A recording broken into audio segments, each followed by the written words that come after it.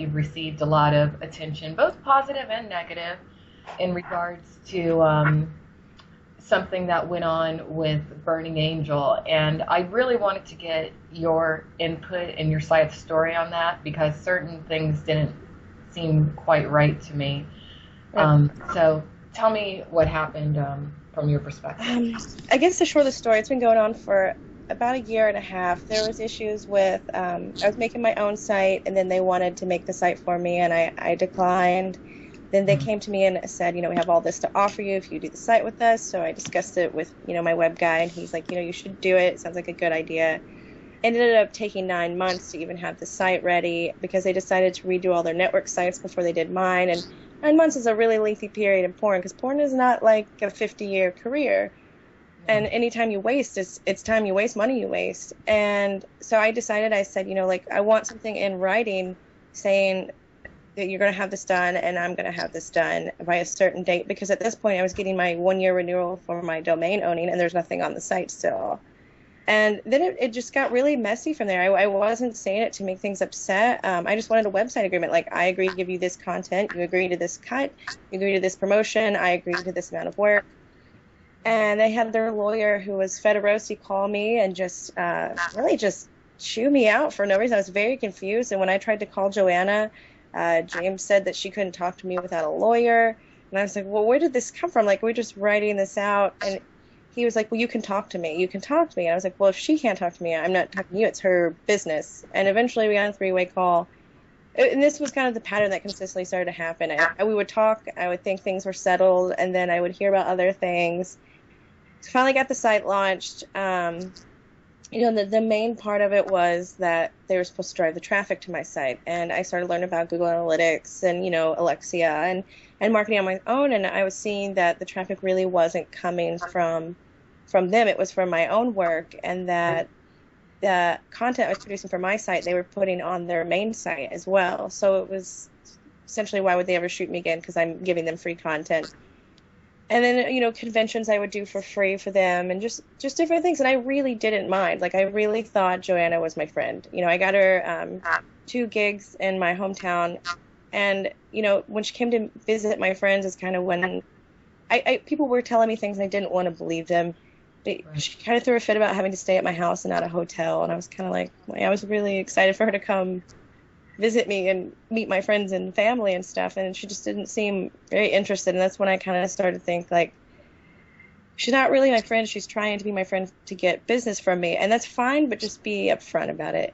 And there were little things, like the releases were written so that if anything happened the whole day on set, whether it was on camera or not, they could use it. And there was a time I was fooling around with a guy, and they videotaped it, and she put it up on her site for content. And then when I saw it go up, I was like, I don't even remember this happening. I was so confused. Did you sign a release for that? It was, her release was written so that anything that happened that day, even though it wasn't on the scene. Okay. Yeah. Now, the site that you have up right now, I actually really like your site. I checked it out last night. And now, the site that's up right now, was that her creation, or Burning Angel's creation, or your creation? It's all my creation. Okay. And in December, I asked to come off the network, and I really thought things were fine. I was just like, your idea of what you want my image to be, because they kind of wanted me to be the slutty Slytherin girl, and I was like, it's not really my thing, like the nerd girl, and that's my thing. And we split, and I thought it was totally fine, because they didn't do anything except take their 50% each month, so what are they really hurting? And then that's when she started asking people to hire me. She called Hot Movies and asked them to drop me from signing in January. And her defense was that I was a Burning Angel girl, but at this point I had already worked with, Belladonna and Evil Angel and contract, right? Do what? Did you have a contract that specifically called you a Burning Angel girl? Or did not ever. And CJ and Jess from Hot Movies are the ones who kind of gave me the heads up about it, because I thought that it might have been happening, but when I got it makes me wonder how much work you might have lost, actually. Quite a bit. I was booked for Jenna Hayes, and then they're best friends, and they had dinner together, and then suddenly I was canceled for that shoot. And we actually had a meeting with my agent, Mike Moz at LA Direct, and she admitted to doing this, because once I said, I have people that are willing to make statements. I know that you're doing this. I just need you to admit it. And she was like, well, my feelings were hurt.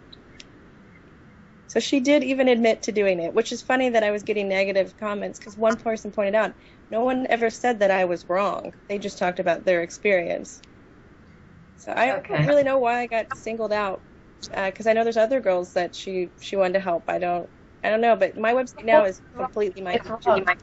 It's wrong in my view, because if she wasn't willing to put you under contract and pay you a base salary, or because I mean, let's be realistic here. You have to pay your bills, Exactly. So you have to work. And if the work that you were doing for her wasn't compensating your lifestyle, then why shouldn't you go out and get other work? And then it's very strange to me that she's saying that her feelings were hurt, but yet she got her attorney, Michael Fattorosi, involved. Right.